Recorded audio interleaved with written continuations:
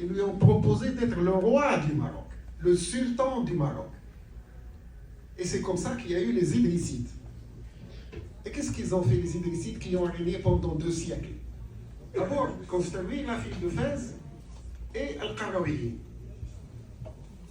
Nous passons après Al-Mourabitoun.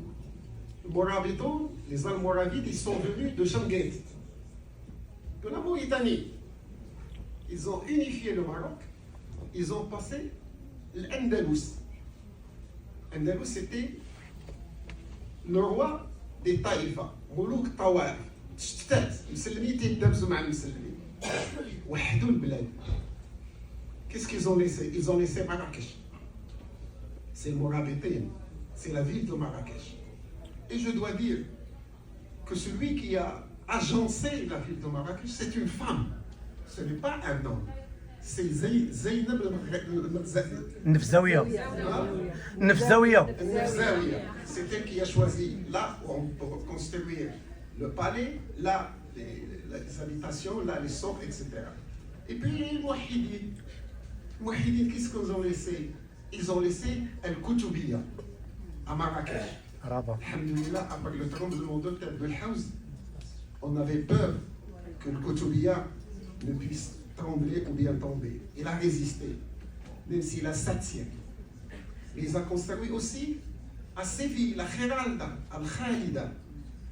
Le roi du Maroc passait 6 mois à Marrakech et 6 mois à Séville. C'était le Maroc. Et puis, il y a eu la tour Hassan de Rabat. Ahmed al-Mansour, on lui a raconté qu'en Alexandrie, il y a un phare. Quelque chose d'extraordinaire. Il s'est dit, moi aussi, je vais avoir mon Alexandrie et je vais construire une grande mosquée. C'est la mosquée Hassan. Mosquée Hassan. Et puis, je passe vite. Et puis, les Mérinides. Les premiers, c'était des Sanhaja.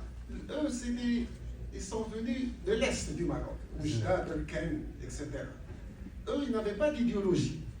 Mais ils se sont appuyés sur la culture. Et qu'est-ce que c'est la culture? La culture, c'est d'abord des écoles. Ils ont construit beaucoup d'écoles à travers le Maroc. Et ils étaient les premiers à construire des cités universitaires. C'est-à-dire, lorsque les étudiants venaient de Marrakech, d'Agadir ou de Oujda, ils trouvaient toujours là où ils sont logés.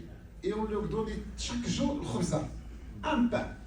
C'était tout simplement une manière de les aider. Au temps des Mérinides, le Maroc a connu une vague